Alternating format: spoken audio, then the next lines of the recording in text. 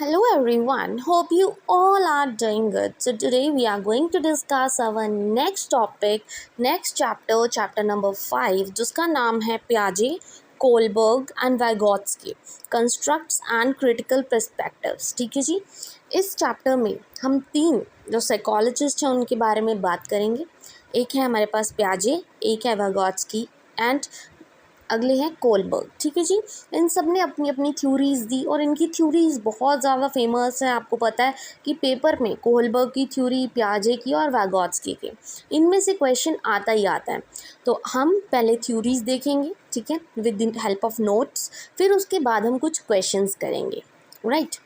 So let's start with the first theory, that is Piaget's theory. तो जो प्याजे थे, पहले तो वो स्विस साइकोलॉजिस्ट थे।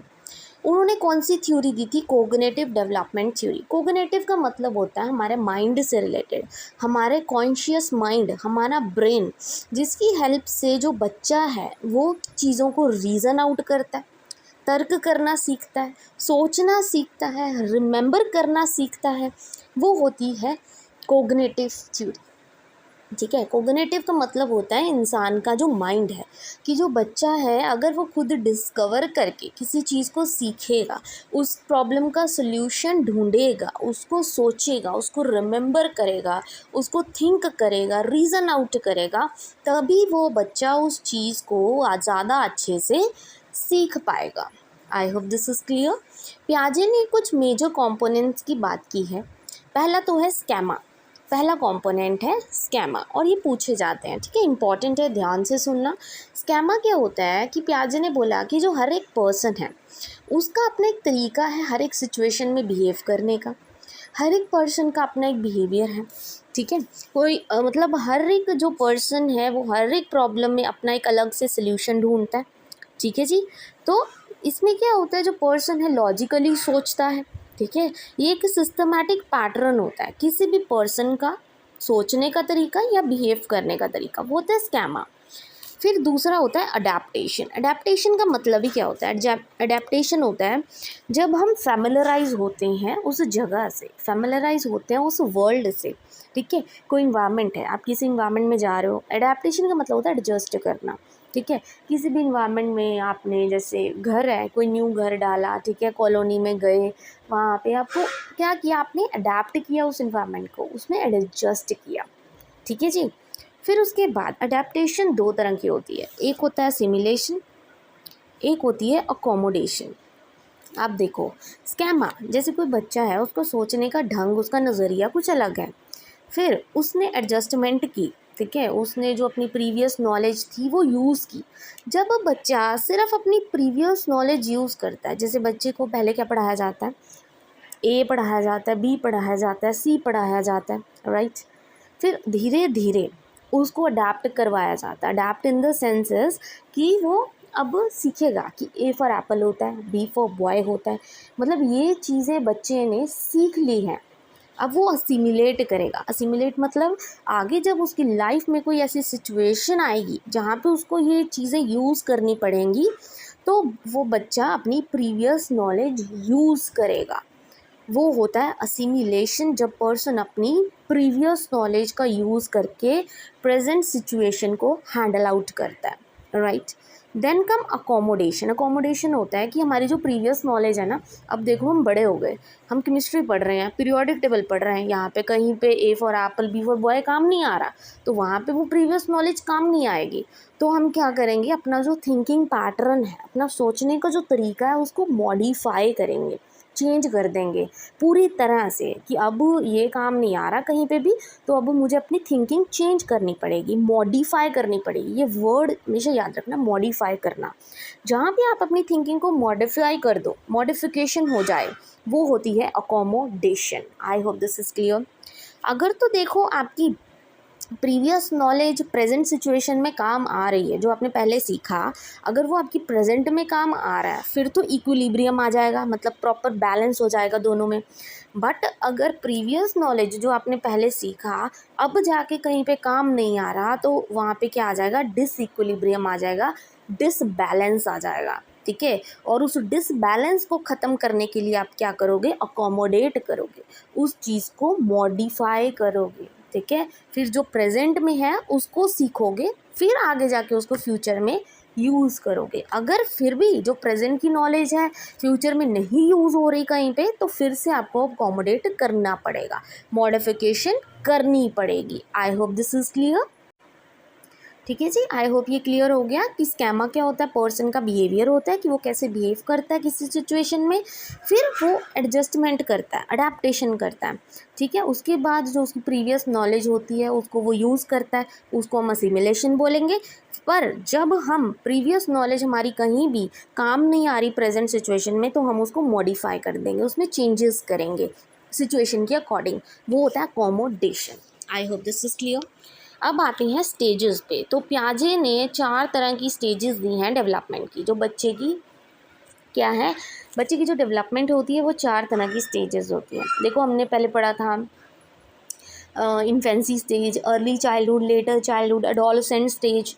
बस वैसे ही ये स्टेजेस हैं, बस उसको थोड़ा एक्सप्लेन कर दिया उन्होंने अपने वर्ड्स में। पहले है sensory motor stage 0 to 2 years, जिसको हम इन्फेंसी स्टेज भी बोलते हैं, जब बच्चा छोटा होता है 0 to 2 ईयर्स, राइट। तो उन्होंने बोला कि सेंसरी मोटर स्टेज में जो बच्चा अपने सेंसेस यूज़ करना सीख जाता है, छोटा बच्चा है, ठीक है, स्मेल करना, टेस्ट करना, ये सब चीज़ें सीख जाता है बच्चा 0 से 2 ईयर्स तक। फिर उसके दिमाग में ऑब्जेक्ट परमानेंस आ जाती है। ऑब्जेक्ट परमानेंस मतलब कि अगर आपने बच्चे को बोल दिया कि जो कैट होती है ना उसकी 4 लेग्स होती हैं और एक टेल होती है, तो क्या होगा, धीरे धीरे बच्चा वही चीज़ सीखेगा, उसके दिमाग में वो चीज़ बैठ जाएगी। ठीक है, जैसा आप उसको सिखाओगे, मतलब वो ऑब्जेक्ट्स जो आप दिखाओगे उसको, कोई टॉय दिखाया, कुछ दिखाया, उसके माइंड में सेटअप हो जाएगा वो, right. Then come pre operational stage, दूसरी स्टेज है 2 to 6 ईयर्स, जिसको हम अर्ली चाइल्डहुड भी बोलते हैं। यहाँ पे बच्चा एनिमिज़्म सीखेगा। एनिमिज़्म मतलब अपनी ख्यालों की दुनिया में रहेगा कि ऐसा होता है, ऐसा होता है। छोटे बच्चे होते हैं ना, जैसे बोलते हैं कि अरे ये सब चीज़ें परियां होती हैं, ठीक है, चोर होते हैं, डाकू होते हैं, ये सब चीज़ें मतलब अपना ही इमेजिनेशन करते रहते हैं। और चाइल्ड वो खुद सेंटर्ड होते, ईगो सेंट्रिक होते हैं। ईगो सेंट्रिक मतलब उनको लगता है कि जो वो बोल रहे हैं बस वही सही है, बाकी जो कोई कुछ बोल रहा है गलत बोल रहा है, बस हम ही सही हैं, बाकी सारे क्या है, गलत है। यहाँ पे बच्चे में ईगो सेंट्रिज्म आ जाती है, right. Then come concrete operational, तीसरी स्टेज। कंक्रीट 6 to 12 ईयर्स होती है, ठीक है। यहाँ पे बच्चा लॉजिक लगाना सीख जाता है हर एक चीज़ में। बच्चा चीज़ों को क्लासीफाई करना सीख जाता है। क्लासीफाई मतलब अलग अलग करना उसको पता है। कंजर्व करना, कंजर्वेशन क्या होता है, जैसे फॉर एग्जांपल क्ले ली बच्चे ने, ठीक है, तो क्ले से वो कुछ चीज़ें बना रहा है, कभी स्नेक बना रहा है, कभी हट बना रहा है, कुछ ना कुछ वो क्ले की हेल्प से बना रहा है। बट उसको इतनी चीज़ पता है कि जैसे ही वो चीज़ों को तोड़ मड़ोड़ के कुछ भी बनाता रहे, डजेंट मैटर, वो चीज़ हमेशा सेम ही रहती है अपने अपीयरेंस में। क्ले है तो वो क्ले ही रहेगी, वो स्नेक नहीं बन जाएगा, ठीक है। ठीक है, यहाँ पे बच्चा सीख जाता है कि बच्चे को रियलाइज़ होता है कि जो ऑब्जेक्ट्स हैं वो हमेशा क्या रहते हैं, सेम रहते हैं। चाहे आप उनको भी कितना टर्न कर लो, कुछ भी तोड़ मड़ोड़ लो, बट उनकी अपीयरेंस क्या है, सेम ही रहती है। मतलब अपीयरेंस आप चेंज कर सकते हो एक तरह से, ठीक है। उसको स्नेक बना दिया, हट बना दिया क्ले का, बट क्ले है तो क्ले ही रहेगी। उनको शेप साइज़ की समझ आने लगेगी, ठीक है, कि शेप या साइज़ चेंज करने से वो चीज़ चेंज नहीं होती, ठीक है। फिर सीरिएशन, बच्चा सीरीज़ में हर एक चीज़ को पैटर्न में लगाना सीख जाता है, जैसे पजल्स होते हैं, right. Then come the last, that is formal operational, 12 to 18 years formal operational stage है। यहाँ पे बच्चा एब्स्ट्रैक्ट थिंकिंग करना स्टार्ट कर देता है। एब्स्ट्रैक्ट मतलब क्या होता है, जैसे स्टार्टिंग में ऑब्जेक्ट परमानेंस आ गई थी, अब उस बच्चे को अगर वो ऑब्जेक्ट आप ना भी दिखाओगे ना, उसको पता लग जाएगा, ठीक है, कि मैंने वो ऑब्जेक्ट कभी देखा था, ठीक है। वो होती है एब्स्ट्रैक्ट थिंकिंग करना। बच्चा लॉजिक लगाना सीख जाएगा, साइंटिफिक थिंकिंग करेगा, मैथमेटिकल कैलकुलेशंस करनी सीखेगा, क्रिएटिवली थिंक करना सीखेगा, ठीक है जी। और बच्चे की इंटेलेक्चुअल डेवलपमेंट होगी, ठीक है। एंड हाइपोथेटिकल डिडक्टिव रीजनिंग, मतलब हर एक चीज़ में तर्क करना, रीजनिंग करना सीख जाएगा, ठीक है। तो उनको थॉट्स आने लगेंगे, कैलकुलेशंस अच्छी होगी, उनकी क्रिएटिविटी अच्छी होगी, साइंटिफिकली और लॉजिकली वो सोचेंगे। I hope this is clear. पियाजे के बारे में सिर्फ आपको इतनी ही चीज़ पता होनी चाहिए। एंड वन मोर थिंग याद रखना, जो पियाजे है ना, जब उन्होंने लैंग्वेज की बात की, पियाजे ने, उन्होंने बोला कि थॉट पहले आया, मतलब बच्चे के दिमाग में पहले थॉट आया और लर्निंग बाद में हुई। जबकि जब हम वागॉट्स्की पढ़ेंगे ना, उन्होंने बोला कि पहले लर्निंग आई फिर थॉट आया। ये दोनों का डिफरेंस पूछा जाता है कई बार क्वेश्चन में। ठीक है, अब आते हैं कोलबर्ग की थ्योरी में। कोलबर्ग की थ्योरी भी बहुत ज़्यादा इंटरेस्टिंग है। ठीक है, कोलबर्ग ने कौन सी थ्योरी दी थी? मॉरल डेवलपमेंट की। मॉरल डेवलपमेंट मतलब मोरालिटी की बात की गई है कि कौन सी चीज़ सही है, कौन सी चीज़ गलत है। ठीक है, जैसे हम कहते हैं ना, ये राइट है, ये रॉन्ग है, चोरी नहीं करनी चाहिए, गलत बात है, बट जब ज़रूरी हो तो वो भी करनी चाहिए। ठीक है, यहाँ पे एक हाइंज नाम के पर्सन थे, मैं लिख देती हूँ यहाँ पे HEINZ। हाइंज नाम का एक पर्सन था। ठीक है, उसकी जो बीवी थी बहुत ज़्यादा बीमार थी। ठीक है, तो वो डॉक्टर के पास गया दवाई लेने के लिए, बट जो डॉक्टर है उसने बोला दवाई बहुत महंगी है, बट हाइंज के पास इतने पैसे नहीं थे।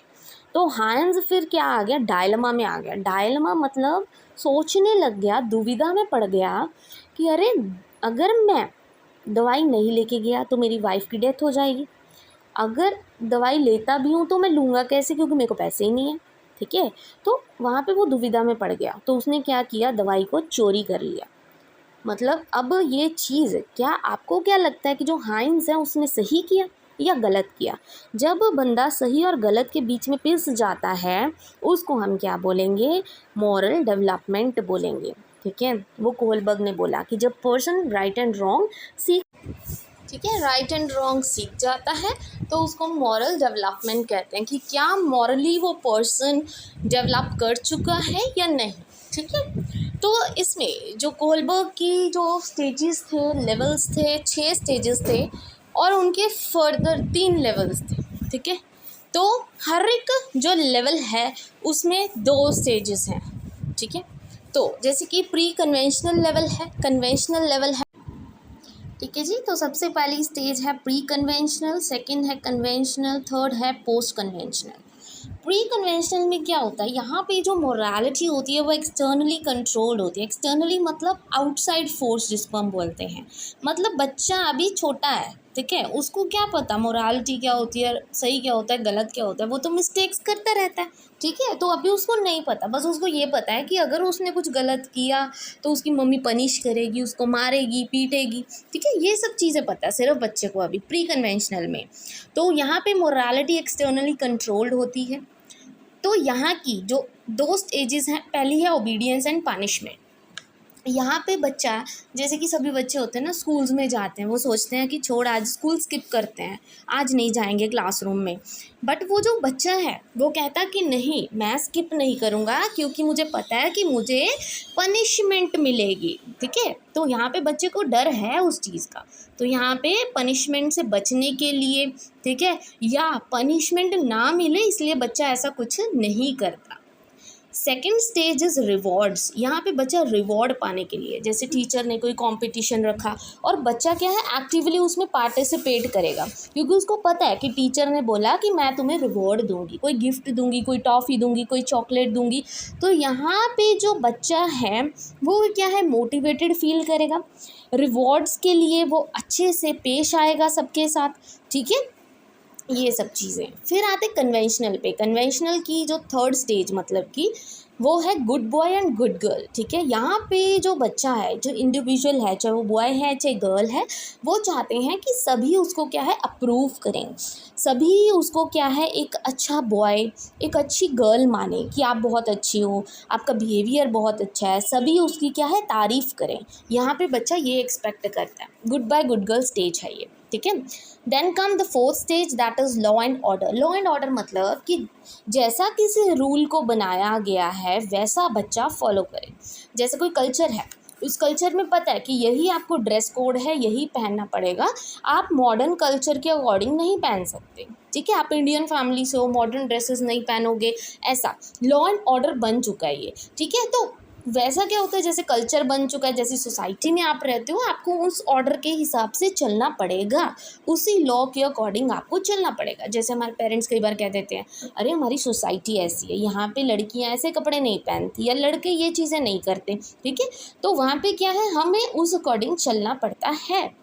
Then come post conventional. Post conventional में फिफ्थ स्टेज है, that is social contract orientation. Social contract orientation क्या होता है कि जो हर एक बंदा है, हर एक इंडिविजुअल है, उसके अपने क्या है ओपिनियंस है, उसके अपने राइट्स हैं, उसके अपनी वैल्यूज़ हैं, ठीक है। यहाँ पे जो एक पर्सन है वो कहता है कि अगर ज़रूरत पड़ी ना तो मैं उस रूल को भी चेंज करूँगा, ठीक है, जहाँ पे ज़रूरत हो। जैसे कि बहुत वहाँ, जैसे आप क्या है फॉर एग्ज़ाम्पल रोड पे जा रहे हो, वहाँ पे बहुत ज़्यादा ट्रैफिक हो रखा है, जस्ट बिकॉज वहाँ पे किसी का एक्सीडेंट हो रखा है, तो आप वहाँ पे अपनी गाड़ी पहले मतलब निकालोगे, वहाँ से भाग जाओगे, या आप क्या करोगे मतलब वो लाइट्स है जो उनको फॉलो करोगे, उस अकॉर्डिंग चलोगे, या पहले उस पर्सन की जान बचाओगे। दोनों में से आप एक चीज़ कर सकते हो उस टाइम पे, ठीक है। तो आप क्या करोगे, उस पर्सन की जान बचाओगे, वो लॉ एंड ऑर्डर फॉलो नहीं करोगे, क्योंकि आपको लगता है कि अरे अगर किसी की जान ही ना बचा पाया तो ये लॉ एंड ऑर्डर क्या करेगा, ठीक है। तो अगर आपको अपने हिसाब से लॉ एंड ऑर्डर चेंज करना भी पड़े तो भी आप करोगे, वो होता है सोशल कॉन्ट्रैक्ट ओरिएंटेशन, ठीक है। Last is universal ethical principle. Universal ethical principle क्या होता है एक्चुअल में कि laws are valid only if they are justifiable, मतलब अगर आप जस्टिफाई कर पाओ सिर्फ तभी वो लॉ वैलिड है। अगर कोई जस्टिफिकेशन ही नहीं है कि ये लॉ क्यों बना है, किसके लिए बना है, कहाँ पे इम्पोर्टेंट है, तो वहाँ पे उसको क्या है डिसओबे भी किया जाना चाहिए। ये है पोस्ट कन्वेंशन की 2 stages. I hope this is clear. Kohlberg ने बस इतनी बात कही, मोरल डेवलपमेंट पे उन्होंने बात की थी। नाउ कम द वाइगॉट्स्की, ठीक है जी। जो वाइगॉट्स्की थे उन्होंने कौन सी थ्योरी दी, सोशल कल्चर डेवलपमेंट की थ्योरी। इन्होंने बोला कि सोसाइटी, कल्चर, लैंग्वेज, ये 3 चीज़ें बहुत ज़्यादा इंपॉर्टेंट है एक इंडिविजुअल के लिए, उसकी डेवलपमेंट में मेन रोल प्ले करते हैं सोसाइटी, उसका कल्चर और उसकी लैंग्वेज, ठीक है। फिर उन्होंने बात की जेडपीडी की। जेडपीडी एक्चुअल में क्या होता है, जैसे एक बच्चा है वो ना साइकिल चलाना सीख रहा है, ठीक है, पहले तो उसकी साइकिल पे सपोर्ट लगी हुई है, तो उस अकॉर्डिंग वो क्या है सपोर्ट की हेल्प से वो चल रहा है। वो थिंग्स जो पर्सन, जो एक इंडिविजुअल खुद कर सकता है वो करेगा, ये इतना सिर्फ इतना सही उसका दायरा है, ठीक है। बट अब वो विदाउट सपोर्ट क्या है साइकिल चलाना चाहता है, स्पोर्ट्स आपको पता है ना वो लगी होते हैं वहाँ पे स्टैंड जिसको हम बोलते हैं, उसकी हेल्प के बिना वो बच्चा अब चलाना सीखेगा। बट उसको क्या है हेल्प चाहिए, किसकी चाहिए, मोर नॉलेजेबल अदर, MKO मतलब असिस्टेंस चाहिए, उसको हेल्प चाहिए, किसकी, वो पर्सन की जिसको उससे ज़्यादा पता है। वो उसके पेरेंट्स भी हो सकते हैं, वो उसके फ्रेंड्स भी हो सकते हैं, उसके एल्डर्स भी हो सकते हैं, कोई भी हो सकता है जो उसको साइकिल सिखा सके। एक दायरा तो वो है जहाँ पे बच्चे को पता है कि साइकिल ऐसे चलता है। फिर एक दायरा वो होता है जहाँ पे बच्चा किसी की हेल्प लेके पहुँचता है। तो जहाँ पे बच्चा पहले था और जहाँ पे बच्चा अब पहुँचा हेल्प लेके, उस जोन को हम क्या बोलते हैं, ZPD, that is zone of proximal development. I hope this is clear. और यहाँ पे जो हेल्प दी जाती है ना, टेम्पररी हेल्प, उसको क्या बोला जाता है, स्कैफोल्डिंग बोला जाता है। जैसे कोई टीचर है, बच्चे को कंसेप्ट आता है बट कई बार वो अटक जाता है, तो वो टीचर क्या करता है, उसको हेल्प करता है, असिस्ट करता है, ठीक है। और जब बच्चा उस चीज़ को सीख जाता है, उस जोन को हम क्या बोलते हैं, ZPD। और वो जो हेल्प प्रोवाइड की गई है बाय द टीचर, उसको हम क्या बोलेंगे, स्कैफोल्डिंग, राइट। अब फिर उन्होंने 3 तरह की स्पीच की बात भी की है कि जो एक पर्सन है ना, जैसे उन्होंने बोला सोसाइटी, कल्चर, लैंग्वेज, तो उन्होंने स्पीच की बात भी की है कि 3 तरह की स्पीच होती है। एक तो होती है प्राइवेट स्पीच। प्राइवेट स्पीच होती है जो पर्सन खुद से ही बातें करता है, अंदर ही अंदर, मन ही मन में, किसी को पता नहीं लगती, ठीक है। जैसे कई बार हमें बहुत गुस्सा आता है, किसी पर हम मुंह पे नहीं बोल सकते, तो हम अंदर ही अंदर क्या है गुस्से में अपने आप को कुछ ना कुछ उनको बोलते रहते हैं, वो होती है प्राइवेट स्पीच। एक होती है एक्सटर्नल, जैसे हम लोगों से बातचीत करते हैं। एक होती है साइलेंट इनर। साइलेंट इनर मतलब बड़बड़ाते रहते हैं, दूसरे को पता नहीं लगता, ठीक है। फिर आ जाते हैं अब सिमिलैरिटीज़ देखो इन 3 थ्योरीज़ में। हमने किस किस की थ्योरी की, पियाजे, कोलबर्ग, वाइगॉट्स्की। अब तीनों की सिमिलैरिटीज़ क्या हैं, क्या सेम सेम चीज़ें हैं इनमें। पहले पियाजे और कोलबर्ग को कंपेयर करते हैं कि जो पियाजे थे, दोनों ने ही, पियाजे और कोलबर्ग दोनों ने किस चीज़ की बात की कि जो बंदे की डेवलपमेंट होती है, इंडिविजुअल की डेवलपमेंट होती है, वो हेरिडिटी और इन्वायरमेंट दोनों ही इफेक्ट करती हैं। बिल्कुल सही है। देन कम पियाजे और वाइगॉट्स्की। पियाजे और वाइगॉट्स्की ने किस चीज़ की बात की कि जो बच्चा है अपनी नॉलेज कहाँ से गेन करता है, इन्वायरमेंट से गेन करता है, एक्सपीरियंस से करता है। पियाजे ने भी कहा ना बच्चा करेगा तो सीखेगा। वागोत्स्की ने भी यही बोला, सोसाइटी में जाएगा, कल्चर में रहेगा तो सीखेगा। ठीक है जी, तो these are the similarities. I hope ये 3 थ्योरीज आज क्लियर है आपको। अब आते हैं इनके क्वेश्चंस पे। ये PYQs हैं कुछ जो मैं आज आपके साथ डिस्कस करूँगी। अब तो पहला क्वेश्चन है, डेवलपमेंट प्रीसीड्स लर्निंग। ये मैंने आपको अभी बताया था, डेवलपमेंट पहले हुई, मतलब थॉट पहले आई, लर्निंग बाद में हुई। ये चीज़ किसने बोली थी? तो देखिए जी, ब्रूनर की बात नहीं हुई यहाँ पे, जॉन ड्यूई की बात नहीं, जॉन ड्यूई ने चाइल्ड सेंटर्ड एजुकेशन दी थी। बचे पियाजे और वैगोत्स्की, जो हम पर्टिकुलर टॉपिक्स कर रहे हैं। पियाजे ने बोला, क्या बोला था? थॉट पहले आई, ठीक है, फिर उसके बाद क्या आई? बच्चे ने लर्न किया। वाइगोत्स्की ने क्या बोला? बच्चे ने पहले लर्न किया फिर थॉट किया। ठीक है, तो यहाँ पे क्या बोला? डेवलपमेंट प्रीसीड्स लर्निंग, डेवलपमेंट पहले हुई, थॉट पहले आई। किसने बोला? पियाजे ने। So C option is your correct one here. ठीक है जी। Now the next question, the concept of ZPD किसने दिया था? ZPD का कंसेप्ट वो दिया था वाइगोत्स्की ने, ZPD का कंसेप्ट। ठीक है, कोलबर्ग ने क्या दी थी? मॉरल डेवलपमेंट थ्योरी दी थी। पियाजे ने कौन सी दी थी? कोग्निटिव डेवलपमेंट थ्योरी दी थी। एरिक्सन ने क्या दिया था? कलम ने किया था। इन्होंने क्या है? सोशल लर्निंग थ्योरी की बात की थी। Right, so here is the B option correct. Next, level of development. अब लेवल पूछा गया मोरालिटी का, कोलबर्ग की थ्योरी याद कीजिए, जहाँ पे जो बच्चे की मोरालिटी है वो कंट्रोल की जाती है बाय द पनिशमेंट। अब बच्चे को पता है कि उसको पनिशमेंट मिलेगी, तो कहाँ पे कंट्रोल की जाती है? कौन सा लेवल है वो? मोरालिटी लेवल नहीं है, कोई भी कन्वेंशनल लेवल नहीं है वो। ठीक है, मिड वाले में तो good boy good girl stage आती है और लॉ एंड ऑर्डर आता है। यहाँ पे पनिशमेंट की बात की है, तो पनिशमेंट आती है प्री मोरल लेवल में, मतलब प्री कन्वेंशनल लेवल में। So D option is your correct one. Now comes to the next question, ध्यान से पढ़िएगा। पियाजे की थ्योरी के according the idea that realization that object और सेट ऑफ ऑब्जेक्ट्स, कि जो ऑब्जेक्ट हैं या कोई ऑब्जेक्ट्स हैं वो क्या रहते हैं? हमेशा सेम रहते हैं, चाहे आप उनको कितना भी तोड़ मड़ोड़ लो, अगर वो चीज़ ऐसी है तो ऐसी ही रहेगी। वो क्या होता है? कंजर्वेशन होता है। ठीक है, so D option is your correct one here. Now comes to the next question. अब ध्यान से देखिएगा, मेजर डिफरेंस क्या है वाइगोत्स्की और पियाजे की थ्योरी में? अभी मैं आपको पढ़ा के हटी थी, क्वेश्चन भी किया था अभी हमने कि वाइगोत्स्की और पियाजे की थ्योरी में डिफरेंस क्या है? Behavioristic principle? नहीं जी। Their conception of children as active constructor of knowledge? ये तो दोनों की सिमिलैरिटी थी, डिफरेंस पूछा गया है। Role of providing nurturing environment, ये सिमिलैरिटी हो गई। उन्होंने व्यूज़ थे उनके लैंग्वेज और थॉट के, जैसे पियाजे ने बोला लैंग्वेज थॉट पहले आई, लैंग्वेज बाद में आई। वाइगोत्स्की ने बोला लर्निंग पहले हुई, लैंग्वेज पहले आई, फिर थॉट आया।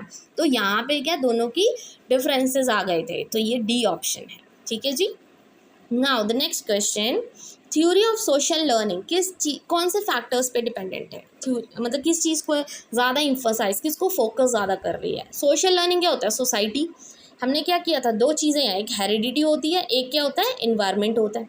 हेरिडिटी को हम क्या बोलते हैं? नेचर बोलते हैं, तो ये तो नहीं होगा। सोशल लर्निंग सोसाइटी की बात की है, एडजस्टमेंट की बात नहीं हुई, या मैंडेशन की बात नहीं हुई। इन्वायरमेंट को हम क्या बोलते हैं? नर्चर बोलते हैं, तो nurture is your correct option, B1 is correct. Right, next, according to Piaget's cognitive theory of learning, process by which cognitive structure is modified। अब ये modification word आ गया, यहाँ तो डायरेक्ट आंसर है accommodation। जब आप प्रीवियस नॉलेज यूज़ करो वो होगा सिमुलेशन। जब बंदे का बिहेवियर की बात की है कि सबका एक करेक्टरिस्टिक बिहेवियर होता है, वो होती है स्कैमा। परसेप्शन तो होता है कि आप उस चीज़ को कैसे परसीव कर रहे हो। ठीक है, next, amount and the type of scaffolding to child would change depending on the, कि जो एक टीचर है, जैसे देखो वो बच्चे की हेल्प कर रहा है, तो आप वो जो टीचर है बच्चे को स्कैफोल्डिंग दे रहा है, मतलब टेम्पररी हेल्प दे रहा है, तो वो चीज़ें कैसे चेंज होती रहती हैं? कि जैसे कोई एक बच्चा है, ठीक है, पढ़ रहा है, उसको दिक्कत आ रही है, मैं उसकी हेल्प कर रही हूँ, बट धीरे धीरे वो बच्चा खुद से करने लग गया, तो मैं अपनी हेल्प कम करनी स्टार्ट कर दूँगी। वो चीज़ें किस पे डिपेंड करती हैं? मूड ऑफ द टीचर, कि मेरा मन है तो हेल्प करूँगी वरना नहीं करूँगी। नहीं जी। बच्चे की इनेट एबिलिटी? नहीं जी। रिवॉर्ड्स? नहीं। लेवल ऑफ चाइल्ड परफॉर्मेंस, कि जब बच्चा खुद इंडिपेंडेंटली वो चीज़ करने लग गया तो मेरी स्कैफोल्डिंग कम होती जाएगी। ठीक है, तो इस चीज़ पे डिपेंड करता है। So D option is your correct one. Now come the next question,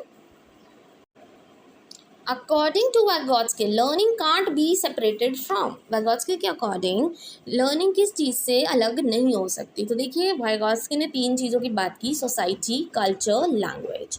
बच्चा सोसाइटी में सीखता है, कल्चर में रह के, लैंग्वेज में। रीइंफोर्समेंट की बात उन्होंने नहीं की, परसेप्शन एंड अटेंशन की बात नहीं की, बिहेवियर की बात नहीं की, उन्होंने कहा सोशल कंटेक्स्ट। वैसे ज़्यादातर वैगोत्स्की जो क्वेश्चन होते हैं ना वैगोत्स्की से रिलेटेड आते हैं वो सोसाइटी से रिलेटेड होते हैं, तो सीधा डायरेक्ट आंसर आपको पता होता है कि सोशल लर्निंग की बात किसने की है, वैगोत्स्की ने की है। Last question is development of the capacity for abstract scientific thinking कौन सी स्टेज में आता है? जब बच्चा एब्स्ट्रैक्ट थिंकिंग करता है, लॉजिकल थिंकिंग करता है, हाइपोथेटिकल डिडक्टिव रीजनिंग आ जाती है, वो होती है फॉर्मल ऑपरेशनल। कंक्रीट में तो देखो पहले आता है सेंसरी, यहाँ पे बच्चा सेंसेस यूज़ करता है, लॉजिक बिल्कुल नहीं आता, साइंटिफिक थिंकिंग नहीं आती। प्री ऑपरेशनल में ईगो सेंट्रिक स्टेज है।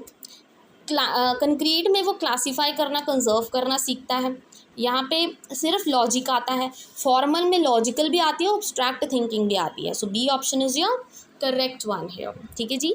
सो दीज आर सम क्वेश्चन जो आज हमने डिस्कस किए हैं, प्लस जो जितने भी जो नोट्स हैं इन थ्योरी से रिलेटेड मेन पॉइंट्स, ठीक है, वो आज हमने डिस्कस किए। एंड आई होप आज की जो वीडियो आपके लिए यूजफुल रही हो, और अगर वीडियो अच्छी लगी हो, अंडरस्टैंडेबल हो, then please don't forget to like and subscribe my channel. Thank you very much.